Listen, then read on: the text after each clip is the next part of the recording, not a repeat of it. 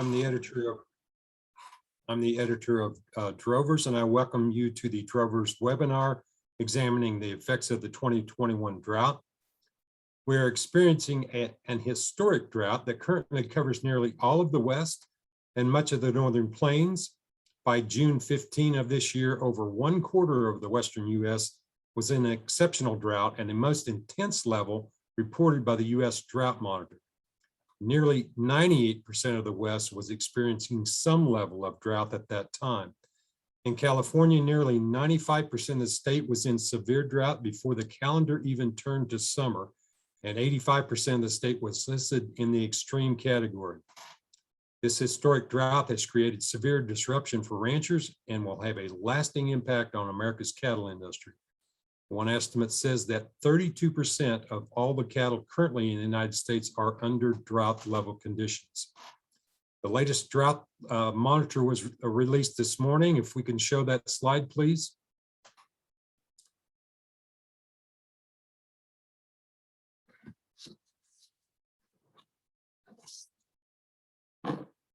One more. There we go. This is the comparison with last year. The one on the right is this morning's slide, and the one on the left obviously is the one from last year, where you can see how rapidly and intensified that drought has become. Let's get started. Let's hear from our panelists. Today we have joining us Niels Hansen from the Public Lands Council. He lives in Rawlins, Wyoming. Larry Schnell from Stockman's Livestock Exchange in Dickinson, North Dakota. Jason Johnson with Producers Livestock Marketing in Vail, Oregon, and John Nalivka with Sterling Marketing, also in Vail, Oregon. We're going to start with Niels Hansen. Niels, we would like for you to tell us what you're seeing and what's going on with the public lands ranchers and how the drought is affecting you. Yeah, thank you, Greg. You know, we, as everybody I've talked to, doesn't matter which state, well, in my region anyway, have mixed reports. Some people are catching some rain and doing pretty good, holding on, and a lot of people are hurting really bad. And we've seen people making major adjustments as far back as April, changing their plans, maybe moving stock off the ranch. And I know one friend was feeding hay to his cows clear into June, waiting for his high country to improve so they could turn out on the range.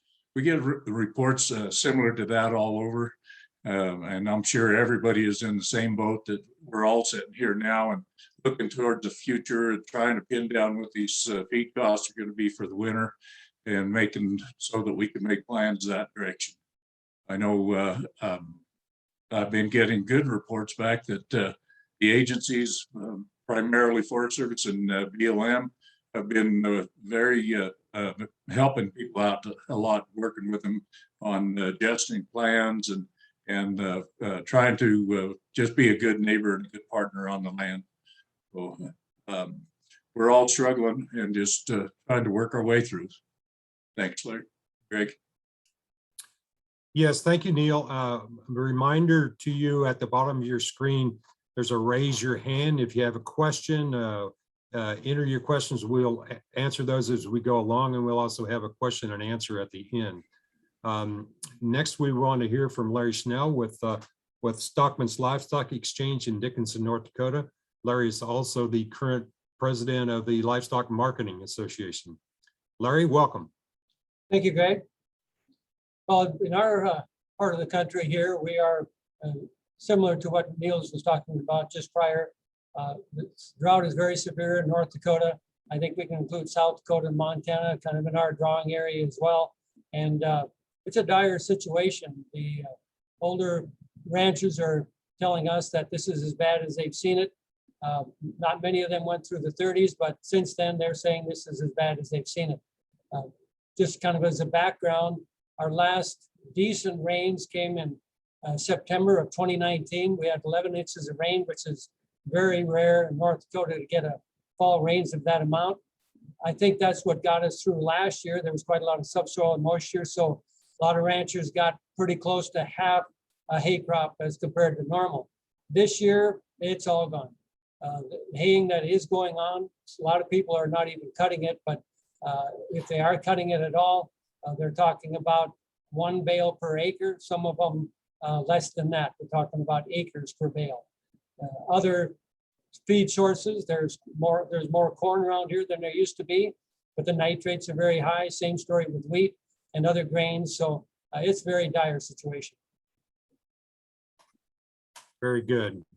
Next, we're going to hear from Jason Johnson, who is the manager of the Producers Livestock Marketing in Vail, Oregon. And Jason, I think you also run a backgrounding yard. So looking forward to hear from you. Well, thank you. Thank you. I probably a very similar situation, maybe about a little behind the boys out there in North Dakota. We've been able to generate some crops this year, but we're going to be running on empty here real shortly, and we're going to be able to probably get through this year pretty decent. But then we're going to be, if we don't get some significant rainfall and some pretty good winter, we're going to be in a real tough situation next year. I do think one thing I'm really noticing a lot of is the smaller operators with the cost of, these commodities, where the price of hay is going, and just a total lack of outside forage.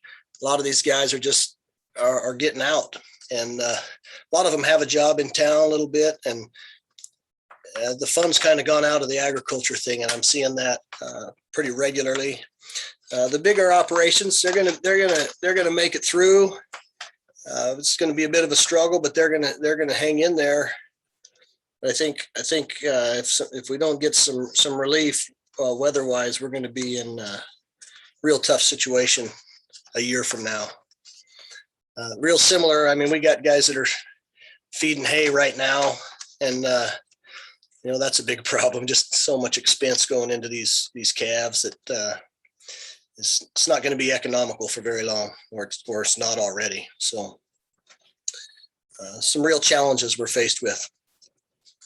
Jason, I want to ask you and Larry before we move to John Nalivka, but would you give us an idea of the increase in numbers that you're seeing at your livestock markets here this summer?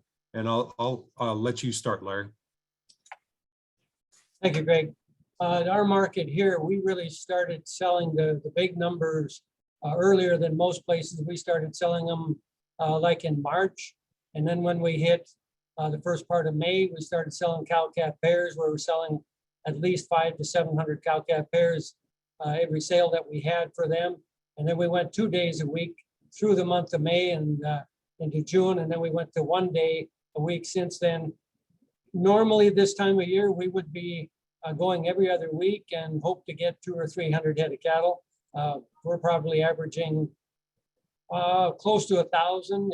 Every other sale we'll get 1,500 or 2,000, and the other week we'll get, like today, 700 or 750.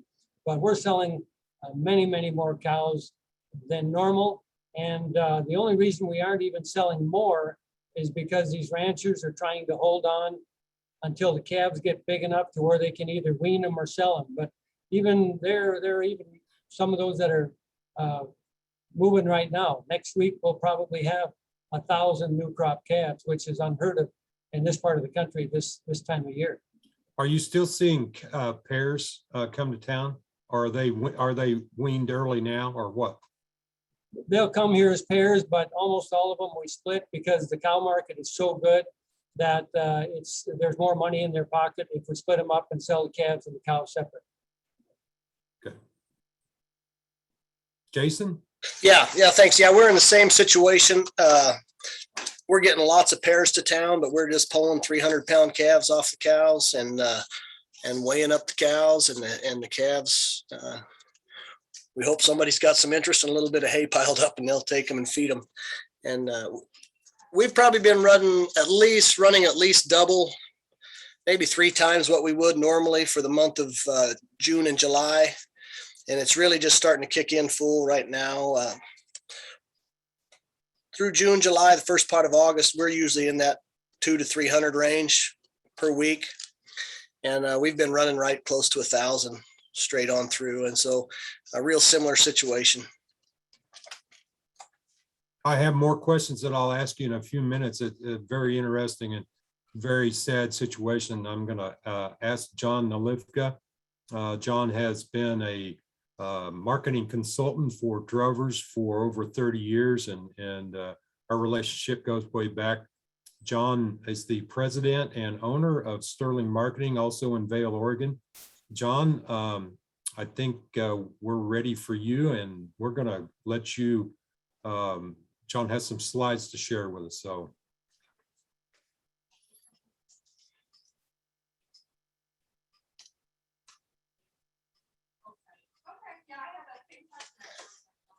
Yeah, thanks, Greg. And I think this is it's, good to have this webinar and kind of, nice if we could have some people on here who aren't in agriculture and they can kind of see what happens in this industry when you get in these droughts. But anyway, I want to go through some slides and kind of show some of the numbers behind some of these cows coming to town. So go ahead to the next slide, Lindsay.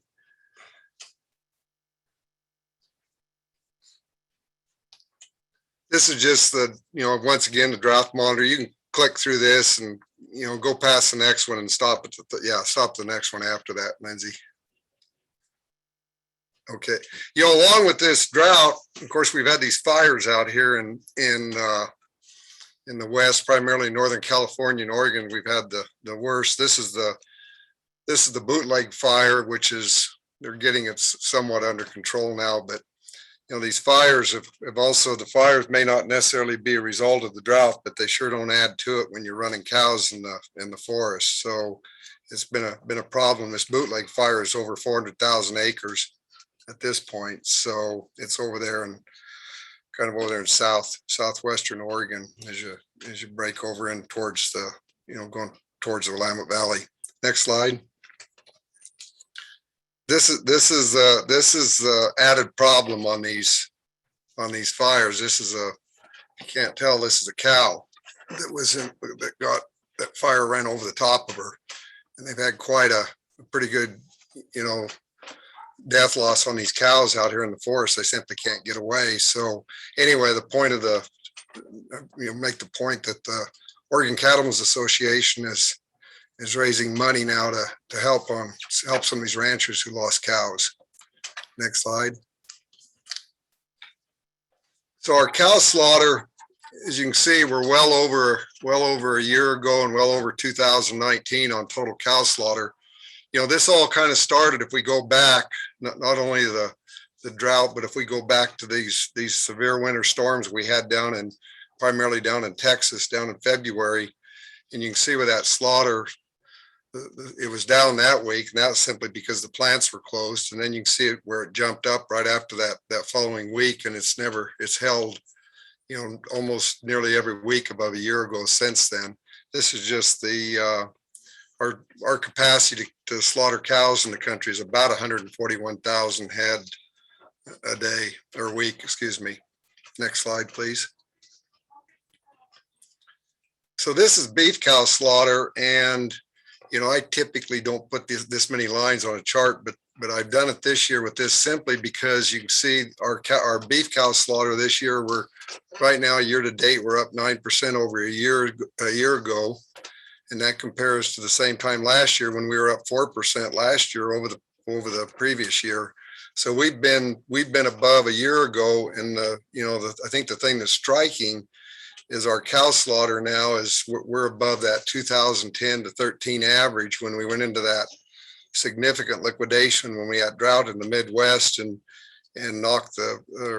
pushed the cattle inventory in the country down to a 60-year low, and we were down to 88 million cattle. We currently have just over about 92 million. So next slide, please. This is beef cow slaughter year to date through the week ending July 24th every year going back, and you can see we're at the highest slaughter level in year to date since 2011. And those two numbers, the thing that's significant, those two numbers are almost the same number. So here you go back, 10 years, and we're slaughtering as many cows this year as we did, 10 years ago as we went into, and if, people remember, that's when we had the drought in Texas and the Southeast, and we started out in the Southeast, moved into the Southwest, and then moved right up through the center of the country. And we had that significant drought in 2012 in the Midwest. Next slide, please. This is dairy cow slaughter. And the interesting thing is we're about even now, but we came into the year, and with the exception of that 1 week where it jumped up, dairy cow slaughter stayed relatively low. And, milk prices kind of went up and down, but generally speaking, guys, were, still, stayed relatively, optimistic about milk prices and didn't want to reduce the herd. I mean, it's like dairymen say, if I'm not milking cows, I don't get a milk check. So now you can see now we've moved over in the last 2 or 3 weeks as we went into July. That dairy cow slaughter is now bumping up where it was in 2019. Next slide, please. You can see with a percentage, generally we'll run anywhere but roughly between 45 and 50% of the overall slaughter will be made up of dairy cows. Dairy cows are roughly about a third of our, or about a fourth of our total cow inventory in the country. It's been down and now it's starting to pick up. Next slide. So I've got, this year we'll end up with cow slaughter up about 4%. I think the significant thing is you can see since 2015 when we started, holding back, starting to rebuild the herd with those record high prices. And as we came up into 2016, 17, and, it stayed relatively low. And then it started jumping up in 2018 and 19, 20. A lot of that, I think, was driven not only by the probably by the age of the cows, but at the same time, it was returns, because the two drivers of the cattle inventory are forage and whether a cow-calf guy's making any money doing what he's doing. And if we've got the double whammy this year, like Jason said, our costs have gone up and the total revenue has gone down to the ranch, and now we put a drought on top of it. So I'm projecting cow slaughter to end up the year up 4%, total cow slaughter, and then next year I've got it down. But I'm pretty optimistic about next year given the situation of what's happened this year in this herd liquidation. Next slide. The other part of this whole inventory picture too is on the female side is of the cattle is the heifer. So our heifer slaughter through the end nearly the end of July is up 8% from a year ago, and that is the highest heifer slaughter we've had also since 2011. So this is serious business. We are liquidating this cattle herd in this country and taking it down. I think the other part of this, these are weights on just heifer carcass weights year to date. And we finally pulled these weights down enough on these heifers on a weekly basis that now our year to date number is equal to a year ago, which was record. So we're coming down, but those weights are still, relatively high when you're equal to the record. Next slide, please. Our steer slaughter is up 8% year to date. And part of that is obviously because of such a sharp drop in slaughter last year on the steers, because everything got kind of out of whack with the plant closures last spring. And then we had that backlog of cattle. And then, the middle of July, we were just starting to work through that backlog. We were not anywhere close to being through it. So obviously our steer slaughter is up 8%. I think we're on the front end of these.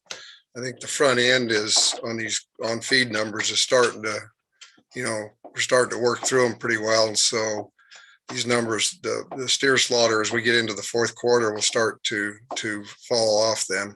Again, it's just as with the heifers, you can see the weights, we're still 2 pounds above that record of a year ago, but they're also starting to come down. They have come up on a week over week basis the last couple of weeks, but we're still year to date, we're just only 2 pounds above a year ago. Next slide, please. This is the other part of this picture of liquidation aside from so we've laid the drought on top of this. And what this is I've decided this is a better way to show returns to cow calf rather than showing my projection. I'm just showing where we come off that record in 2014, which was about, roughly about $500 a head was the return to these cow calf guys and so what I've done is I've just, based on my estimates of returns, I've just shown the change in return every year since then. And you can see it's been down 70 to 80% every year since, with the exception of 2015, which was also a relatively good year. But, from 2016 on, we've been down anywhere from, 70 to 80% on our returns. So I had it at about $103 this year. And I think if guys were, selling been selling in some of these videos this week and the one in Reno, that may be achievable, but I'm not sure if it's achievable if you've been in the middle of this wreck with this drought and facing low prices, but that's about where we are. I've upped my number on cost. I'm running at about $705, roughly $700 to $725 a head to run a cow, and that's only cash costs. That does not include any debt against the ranch or those cows. So it's getting more costly. It's if you're feeding hay now, it's like Jason said, that's just added cost. And then aside from that, having marketing cattle, in a rush to try and get them off the range where you don't have feed anymore. So that's kind of the situation. I've got again, as I say, I'm quite a bit more optimistic about next year. Next slide. So given all that, my projection for the cattle inventory at the beginning of this next year is to be down 2%. So be just under 92 million.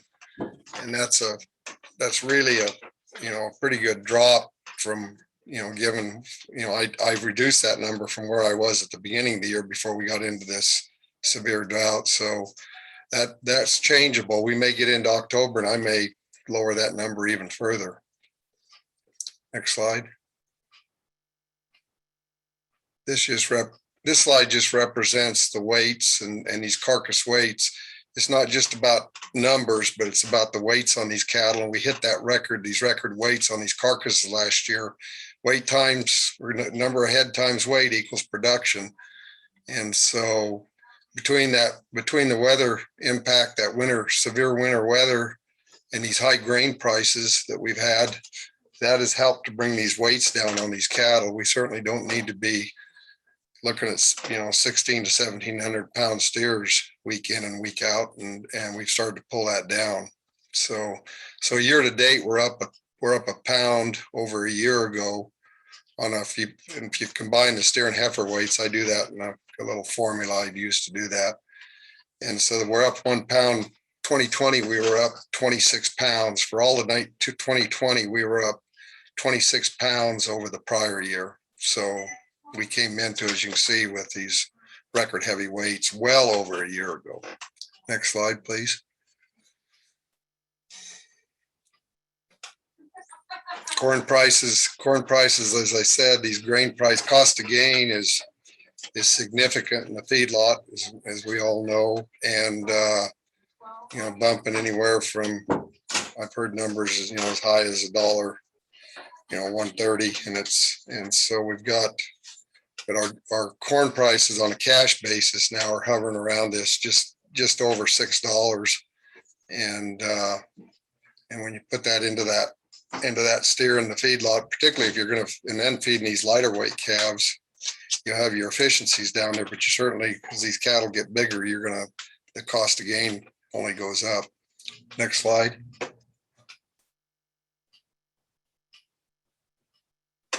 Is that the last one, Lindsay? I think it is. Yep. So that's kind of my take on it. It's not doom and gloom about the situation, but the reality is that costs have gone up significantly, and forage supplies in the Western United States has gone down significantly. And that's where we sit today as we go towards next year. But if we reduce the numbers enough, and I think we'll end up with this year's calf crop, I think it'll be down about 1% from the 2020 calf crop. And so going into the next year with fewer numbers and keep these weights down, and assuming demand holds steady, the outlook is for pretty good year next year on prices. Thanks, John. I'm going to remind everyone, if you have a question, to check the box at the bottom of your screen and send it in to us.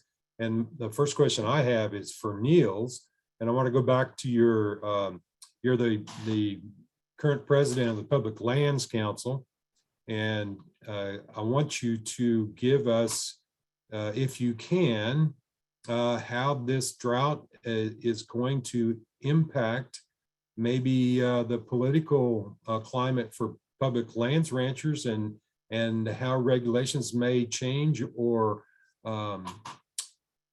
impact you from what you're doing and how the PLC is operating now. Well, we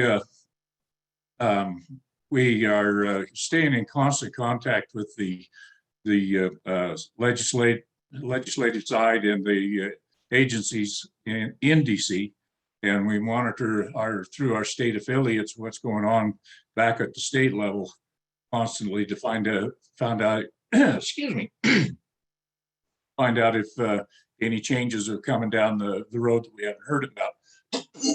We know that we're going to be seeing some changes. The administration proposed their 30-30 initiative, the Save America, or whatever the second name was. We're waiting to see what that's going to turn out to be. We don't know yet. There's a lot of concern about it, but right now it's all speculation. We're just working our way along.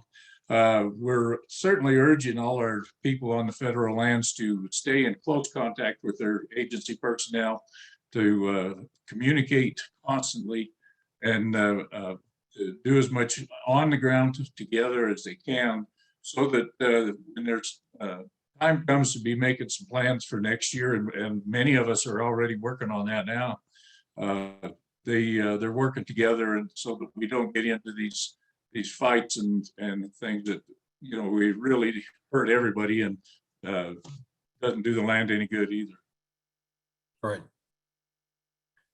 You've also seen a increasing grasshopper population in that country. Tell us about that. I haven't been closely involved in that. I do have some neighbors to the north of me that are dealing with it. And this is the last round we went through with the severe dry, they wrestled with it then too. And so there's a lot of work going on. It said the people I'm talking to, the most part, what forage they did have on the ground, the grasshoppers took it or ruined it. So it's a major problem, and right. Just added one more brick to the load. I'm going to switch gears here for a second and ask Larry and Jason a question about these cows that are coming to town. Larry, we talked about this a little bit before the webinar started, but tell us where the cows are going, that the utility and slaughter cows, and tell us about what prices you're seeing right now for them. Well, right now they're going to the regular slaughter cow channels for our state right here. That would mean they go to Minnesota. Sometimes they might go to Nebraska. Some of them will even go as far as Texas. Early on, we had a lot of demand for cow-calf pairs from states like Iowa and Kansas, but You know, and if we had more, I think we'd still see that demand, but most everything is a slaughter cow or a bull today. Lots and lots and lots of bulls coming to town, and they're going to the traditional markets, like say Minnesota, Iowa, Nebraska, and as far as Texas. So early on, you were seeing some cows go back to the country, and now that's stopped. Is that right? That has, because as we talked earlier, the cows and calves are being split. There's Yep. just too much money involved. We want to get all that we can for that producer. So right now, that means to split those up and sell the calves and the cows separate. Jason? Yeah, real similar. We have this CS beef pack in Kuna, Idaho, where a lot of our cows are going there. Cargill and Fresno, California, the cows get a ride down there, but they're all terminal wherever they're going. One thing I would say, as John was speaking, we've had a real uptick in the number of replacement heifers the last couple months that we're selling. Guys, we're going to hang on to these heifers and breed them, and there's no forage left for them, so they're diving into these heifers and selling them, and those calves are going on to feed, but they're not going to go back into our cow herd. And so it'll be interesting to see how that impacts us over the next couple years. Jason, how's the price for utility cows? Cow market's been strong. I think we sold up to an $86 cow here a couple weeks ago. It has softened just a little bit. The bulk of them yesterday were kind of, I would say 65 to 70.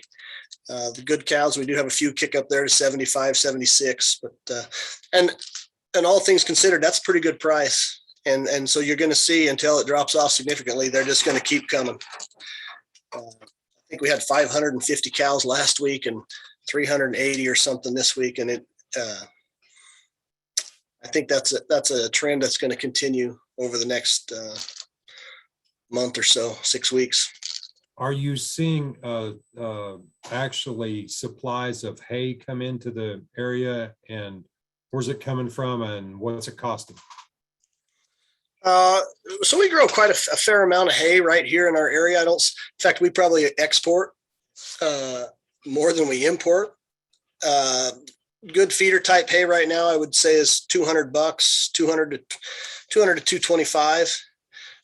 We bought some first crop hay early in the year, as cheap as $170. But as the irrigation waters run out and the total lack of rainfall, it's getting scarce and getting more expensive almost daily. So a lot of our ranchers in this area, they hay their meadows. They put up a lot of hay on their own, and I think we'll probably be able to get through this winter.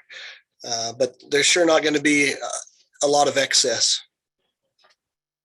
Larry, are you seeing hay come in to North Dakota? We are seeing some, but it's really, really hard to find. You've got to go a long ways, even for our uses here at the auction market. We're having to get it out of central Minnesota. We've gotten some out of North and South Dakota, but there's very little, if any, left. You see a truck every once in a while with hay on it. I couldn't even tell you where it's coming from. If I could, I'd buy it off them, because we still need a bunch more. But and it's expensive. It's most of the grass hay, and that's pretty much what we use, is $150 to $200 in the field. And then when you're talking about trucking it, in our case, 400 miles or more, gets really expensive. And for a rancher, in 2017, when we had the last drought, there was a lot of ranchers that went to other parts of the state, and other states took their haying equipment and put up hay and brought it back. But the drought was not that widespread, so they got by, but it was very, very costly. And this year, there's basically none of that. And they're just right now sitting at the kitchen table trying to figure out how many cows they're going to be able to hang on to. Most of them tell me they're going to be selling 20 to 30% of their herd. Some of them as many as 50% of their herd. And as was mentioned earlier, when we sell stock cows this fall, most of those will be complete dispersion. And Niels, I'm going to ask you if you're hearing anything about hay there in Wyoming and what it's costing? I haven't picked up on a lot. I contracted some hay for the price to be settled later from the longtime supplier. I've seen a few things. It's kind of the same numbers with what has been stated already, what hay I have heard, but very little around to move. It's all being held pretty tight to hold themselves together. See a lot of trucks coming by, but the license plates are from a long ways out. Right. So again, I'll remind you, use the Q&A button at the bottom if you have questions. My next question I have is for John Nalivka. And given these slaughter cows, and we talked about price and so forth, we're seeing these slaughter cow prices hold up pretty well. And we're also seeing these feeder cattle prices hold up pretty well, even in some of the drought regions. Do we expect this to continue? Yeah, I do. I think that, on these cows, part of the thing on these cows, even though this cow slaughter's been as high as it's been, the price of the lean, the 90s and 85s, which is primarily what you're taking off these, utility cows, these 90s are, have been hovering around 270 and well above 270 a pound and well above a year ago. And the 85s have been around 260. So as that, and that's driven by demand as we've reopened the economy and restaurants opening, then, this, and of course the hamburger demand, the ground beef demand has stayed strong, as we've seen even with the quick service restaurants. And I have quite a few of those as clients, and we talk every week on those prices. And so it's been driven by demand. So even though you've had the cow slaughter here, and as high as it is, you've still got enough demand to hold that price up, which is coming back down to the cows, those slaughtered cows. The other part of it, and it's just as important, our imports of frozen grind from Australia is down significantly this year, as they've gone through a major liquidation and have gone into building herds this year. So they've held cows off the market, and also what they have done and what they have produced has largely been bought by China, until China started arguing with them about the price. But I guess it does point out when you restrict the total supply of grind, it does support the price, across the entire complex, from the beef all the way down to those cows. These prices have come up already on these feeder cattle. And I guess I've been somewhat hesitant to say that they would get to where they are, simply because of the cost of gain in the feed yard. And, 70 roughly in a normal year, about 65 to 70% of your cost in the feed yard is the first cost of the feeder. And so once you bought that feeder and placed him, there's little you can do about, lowering your break even with your cost of gain. Is simply in the feeder animal. So I thought there'd be a lot more caution on pulling these prices, these feeders up. But I think, over the last 2 or 3 weeks, there's been enough idea that these grain prices aren't going to hold, and those are largely driven by exports to China. So we're selling a lot of corn. We had record amount of corn on a weekly basis going to China, as well as soybeans, and that's certainly held up that price. We also had that last world supply and demand estimates. It looks like we're going to have more acres. Well, number one, we had more acres. Looks like we're going to have a bigger crop than what we thought earlier. And then USDA took a little bit off their export numbers, so that's kind of softened up the corn enough that everybody, I guess, felt like they could, go ahead and pay more for the feeders, which is fine. And the other part of that too is, I think the ideas are, as we get a lot of those feeders that are these lighter cattle that are being placed will come out next in the second quarter, so April, May, and there's enough idea about those, about steers being in that $1.35 to $1.40 range at that time. And if your break even's $1.28, $29, then that looks pretty good. as I've said on those drovers articles on that opportunity index, when the price of feeder cattle is high, you let them go and let somebody else feed them. When they're low, you can take that risk and retain ownership, but trying to lower increase your margin with a high price feeder going in the feedlot and retain ownership is not my idea of a very good plan. But Right. anyway, that's kind of how I'm looking at it. Well, we just have a few minutes left, and I kind of want to go back and ask you some questions about the previous drought. And John alluded to that in his slides. And the previous drought from, let's say, 2011 to 2013, that drought, if you remember, started in the Southwest and really hit Texas and Oklahoma hard, and then come up into Kansas and Missouri and spread from there. This drought is predominantly in the West. And the reason I bring that up is because it has such an impact on ranchers, especially those who don't have another source of income. So the ones in the central part of the country may have some farming income that after they've depleted their cow herds, they were a little easier to get back into the business after it started raining. Now it's going to be hard for people that have liquidated cow herds in Dakotas, Wyoming, because as we know, this doesn't happen overnight. So give me your thoughts on, what the future holds here. If it would start raining this fall and winter, and next year we're looking at a different scenario. Niels, I'll start with you. I'd like to see a significant number of operators that are liquidated their cow herds to be looking to bring in some yearling cattle to run for the summer. That may or may not work depending on their situation on their federal permits. Some they can do that, some they can't. Larry? In our part of the country, I think this is going to take a lot longer than typically. One of the reasons is that we're in a short grass country, and that would include, of course, South Dakota and at least Montana and Wyoming. And these grasses are hurt. I mean, we went all winter without much snow at all. In some cases, no snow at all. And so it was stunted to start with. A lot of those cool season grasses didn't grow at all.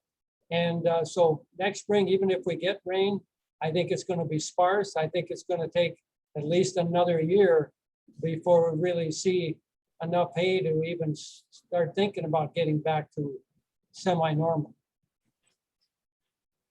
Jason, same question for you. You're in a little bit different country. There's more irrigation, runoff, but you haven't had the snow melt. So. Yeah, I mean, I said earlier, I think you're going to see a lot of these guys that maybe have a job in town and run 50 to 100 cows. I think we're seeing them get out. We've liquidated 2 or 3 the last couple of weeks. I got a couple more coming next week. And I think we're going to see those guys just maybe tear their fields up and plant some hay or go to farming a little bit and just tap out of the cow business for a little while. I think our bigger outside kind of guys, they're going to stay in the game. I mean, that's what they do. They're kind of like me. They don't know what else to do. So they're just they're going to buckle down and figure out a way to go forward. And I think if we have a good fall, if we get into some moisture this fall, we could be all right next year. We're not, I mean, we're in tough situation, but we're not ready to fold up the tents yet. And I think this certainly gives us an opportunity to improve our cow herd. We're going to be, I think 25-30% off the bottom is very realistic. I think that's going to happen to everybody. And but if we get a good fall and some good winter, we'll go into next spring with a pretty solid cow herd, and I think in pretty good shape. So John, I think the previous drought, we saw an improvement in the overall genetics of the cow herd, which was the only silver lining I can think of that drought. It was significant, and I've talked a lot about demand over the last the last 3 or 4 years is picked up significantly. And that's part of it, is just by liquidating, when you liquidate the cow herd to a 60-year low, you're taking the worst cows off the bottom first. And obviously when you take that many cattle out of the herd, then you've taken out the bottom, the poorer cows. And then when we started building back, we really took after the genetics and people, and there's these programs, people, 44 Farms is a example that comes right to mind, with Walmart, and people are buying those bulls, and they're seeing better return on their calves. And so I think if we continue to move that direction, and I think that drought and that liquidation in 2012, 11 and 12, and, was certainly on the, if you're somebody, that had to liquidate an entire cow herd, and then it was expensive getting back in that in 2013, 14, you had to pay a lot of money. I mean, we all know what those bred heifers were selling $3,000, and pairs, were significant, and so it costs a lot to get in. We're not going back down. We're not going to a 60-year low, and we're not going back to 2014 prices, I don't believe, but never say never. And, I think it's a good, there's always good things that come. I mean, you got to look at there is some positive over the overall picture, that it does improve the cattle herd. And we've seen, just an example, the number of cattle grading choice or higher has been bumping, 86 to 90% for the last 2 years. And 10 years ago, that number was 75%. Right. And that certainly has a lot to do with beef demand and why we're selling beef. When you have quality, consistent quality, and people know that and they're assured of that, they'll buy beef. I'm not worried about beef demand, really, unless the environmentalists decide to take all the cows off the range out here, then I've got a problem. But Right. Okay, we are just about at 50 minutes, which is the time we agreed that we would quit. Gentlemen, I want to thank you very much. Larry Schnell with Producers Livestock in Dickinson. Did I say that right? Stockman's Livestock Exchange in Dickinson, North Dakota. And Jason Johnson with Producers Livestock in Vail, Oregon. Niels Hansen from Rawlins, Wyoming. John Nelivk with Sterling Marketing. We have one more slide we want to show. This webinar will be available on drovers.com. We want to thank you for attending. We also have Farm Journal Field Days coming up, and you may, the Pro Farmer Crop Tour is coming up August 16th through 19th, and you can join that tour online as well. Farm Journal Field Days is August 23 through 27, and you can also join that online. So you go to profarmer.com or farmjournalfielddays.com to see those. Again, from Drovers, I'm Greg Henderson. Thank you very much for attending. Thank you, Greg. thanks. Thank you, Larry. Thank you very much, folks. Thank you. Really appreciate your time. I know you're busy, and this was great. Thank you very much. See you all. Thanks. Okay, goodbye.